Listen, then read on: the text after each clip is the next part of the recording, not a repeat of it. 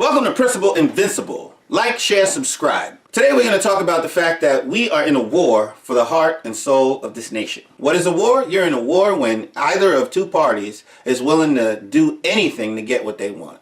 Obviously, the left is on a war footing with us, regardless of whether or not we've engaged them in battle. How do we know we're on a war footing? Well, when the FEC chair comes out and says that the election was filled with irregularities and fraud, and you dismiss him, dismissing his authority of his position just by saying, oh, he's a hack. What gives you the right to ignore his authority? No. They should go full steam ahead with the idea that the person in that position, the FEC chair, is given his assessment and we should follow accordingly. Also, you know you're in a war footing when Tucker Carlson presses Sidney Powell to give up evidence. Actually, Sidney Powell shouldn't have been pressured to give evidence to begin with because she needs the element of surprise as any lawyer would be trying to preserve in preparation for a lawsuit, okay? Tucker Carlson was weaponized. Tucker Carlson was weaponized to morally pressure Sidney Powell when we're not in court of morality. We're in a legal court. We're in a legal battle. And if you're in a legal battle, it's more like poker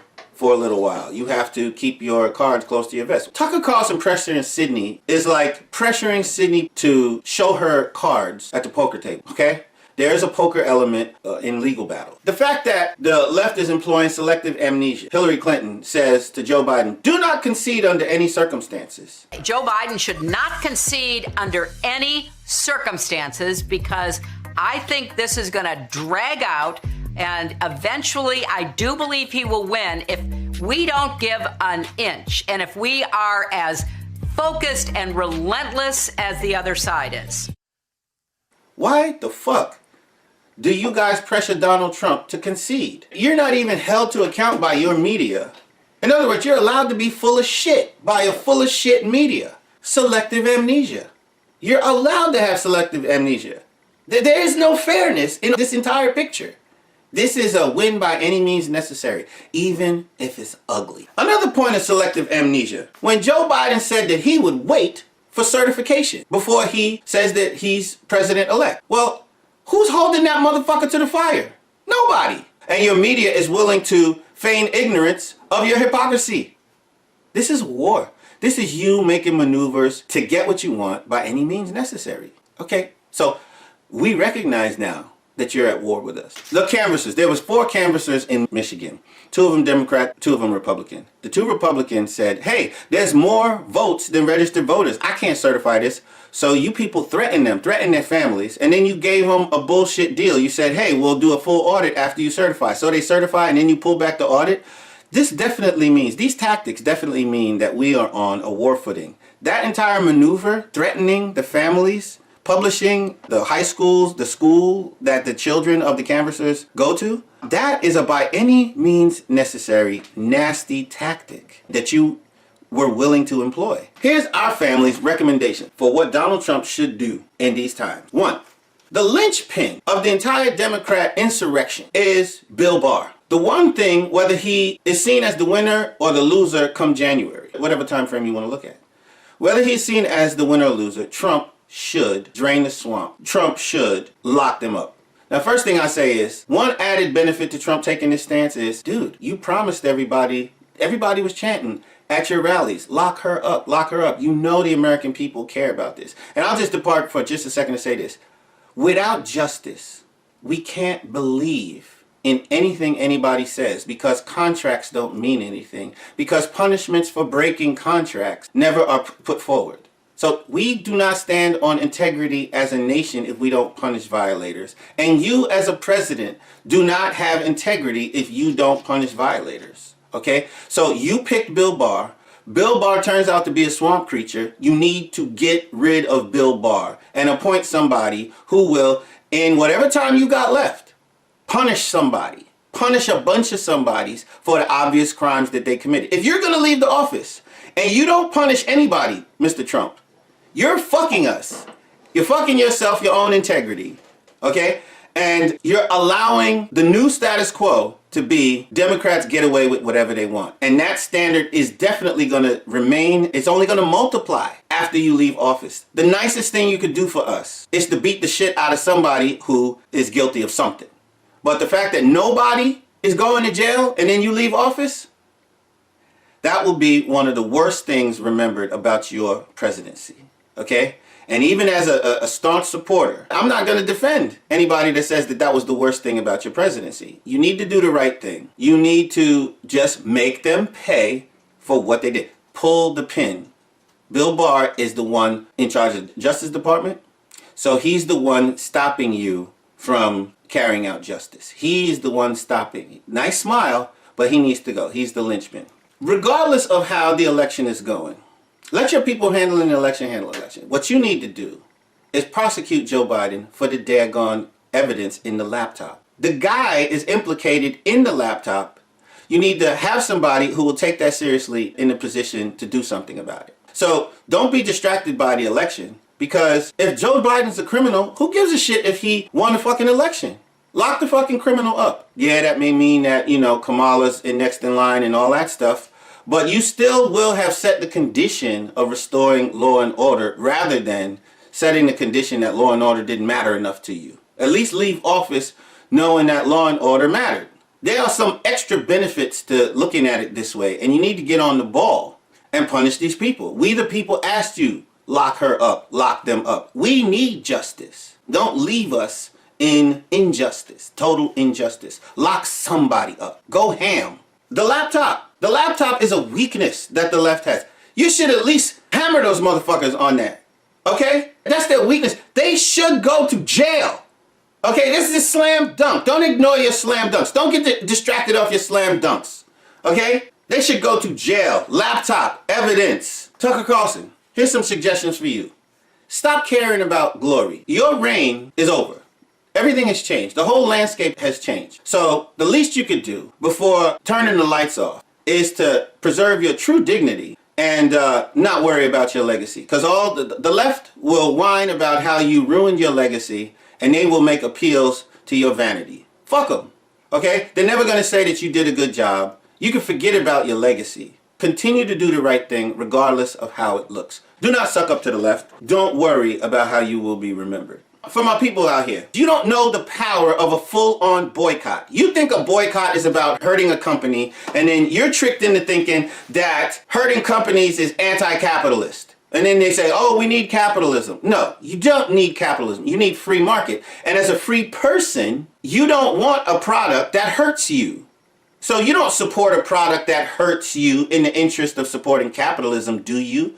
No, of course not. That is why you should boycott media. You know how when you fast as a God-fearing person, fasting is not easy. You're saying no to something that you enjoy or that is comfortable for a strategic reason. For example, the body becomes too strong. It becomes the base of operation and temptation for Satan. So you, as a God-fearing person, train yourself to ignore the body. That's called fasting. You have to fast when you boycott media.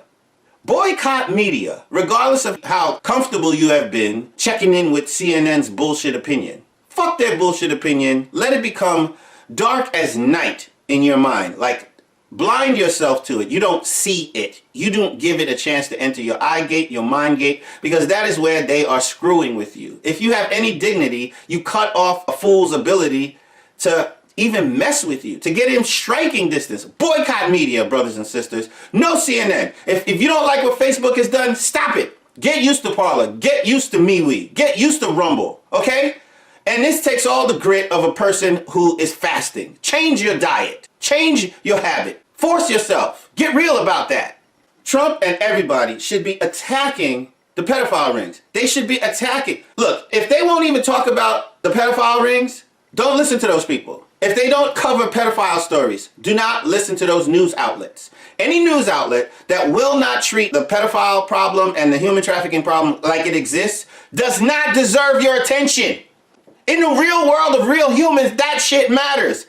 Okay? And they want to join forces and pretend like it's not going on, like it doesn't matter. You screw them, as you should, by ignoring them. They're not in reality. Don't give them credit as if they're operating in reality. Call into question the criminality and the law-abiding status of Joe Biden, Kamala Harris, Nancy Pelosi. Do it now. Do it in November. Do it in December. And do it in the first part of January. Why? Because these people have questionable standing in front of the law. You can't leave us in these people's hands. They've given you something through being corrupt, criminal people. They've given you something to work with. Well, they set it up. It's their crimes. They freely gave you the opportunity. The only thing stopping you is either you're being distracted or they try to reframe your interest in law and order as a personal attack. No, it's not a personal attack. Normal people know it's not a fucking personal attack. It's our right as law-abiding citizens to disabuse ourselves of the idea that we should tolerate criminals. So Joe did some shit in the Ukraine, right? Kamala Harris has some dealings with China. Okay, we also know that Nancy Pelosi's son has some dirt on him. Mr. Trump, you're gonna be fucking hated anyway. You might as well be hated for good reasons, real reasons, rather than being hated for bullshit reasons. You know, when I was growing up, you know, if you were crying and the Democrats are crying, black parents would say to you, stop crying before I give you something to cry about. And what they were saying was, you don't really have anything to cry about. So the Democrats are crying over shit that doesn't exist. Well, since they're crying and calling you a piece of shit, why don't you just give them something real? Actually go after their real crimes. They're still gonna call you an asshole. Well, then be an asshole that actually gets something done in the real world instead of these fictitious reasons that they hate you. These emotional reasons that they hate you. Trump basically should be resolved as heck to get rid of as many criminals as possible. If you have to boot Bill Barr, you know they're gonna say some shit about that. Use your authority. Ignore what they're gonna talk shit about you anyway. This is war, okay? Your kids, they call you unfair when you discipline them. Does that mean you shouldn't discipline them? No. They almost can't help but reverse accuse you as some last-ditch effort to avoid the pain you're about to bring them. I mean, they're kids. They're not disciplined. Undisciplined people don't actually care about whether or not it's right or wrong to block all attempts to correct things. When the Democrats say you're doing all this legal shit, you're rounding these people up because you're a sore loser. Trump, you should say, I didn't squirm over Mueller investigating me for 2 years. So you motherfuckers need to shut the fuck up. I mean, say it in as presidential a way as possible. But this is what you need to do. I'm telling you, you need to do all these things that I'm suggesting for good reasons. You said earlier we can't turn the other cheek. Not doing these things is substantially enacting the turn the other cheek policy. This is another reason why you must do these things, because they've dared you to.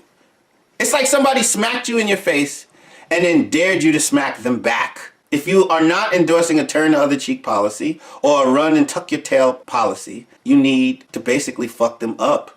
You understand? Fuck them up. You need to fuck them up because you have the power and position to fuck them up. So they're asking for it. They're asking for it. The theft of this election was so brazen, they're asking for it. They're daring you. And they know that all they have is to tarnish your reputation. But you've already suffered that consequence. So you might as well allow them the luxury of tarnishing your reputation after you actually really brought some heat. So it might as well bring the heat. At the fall of the first human ancestors, God's side and Satan's side parted ways from a single point. Life and death, good and evil, love and hate, happiness and sorrow, fortune and misfortune, all have divided from a single point and came into continual conflict with each other in human history. These divided realities consolidated separately into the Cain-type and Abel-type worlds, which eventually matured to form the Democrat world and the communist world. God's strategy is to claim victory after his side has been attacked. Although countless prophets and saints have been sacrificed in the course of history, and even Jesus died on the cross time and again, God claimed victory in the end. Although Satan's side was the aggressor in the First and Second World Wars, in the end, victory was won by the nations on God's side. The divine principle says that in any conflict, the side that strikes first is Satan's side. And it also asserts that the Allied forces were on God's side in World War II. So God is not a God that doesn't make use of war, especially provided the fact that Satan's side started the war. God will engage in war, and he's good at it. He just doesn't start wars. Well, a war was started during this election. We were attacked when you mandated the unconstitutional wearing of masks. We were attacked when a virus that was created in a laboratory was released on purpose. We were already attacked. We were attacked when you had selective outrage over police incidents involving black people.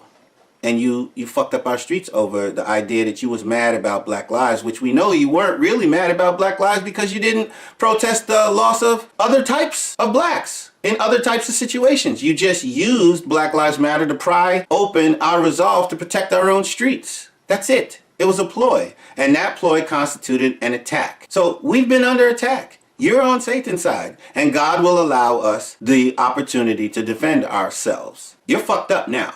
Your goose is cooked now, because God's people are knuckled up now. And Trump, do your part. Put these assholes in jail. Get rid of Bill Barr if you have to. And ignore what they say about you replacing Bill Barr. They asked for it.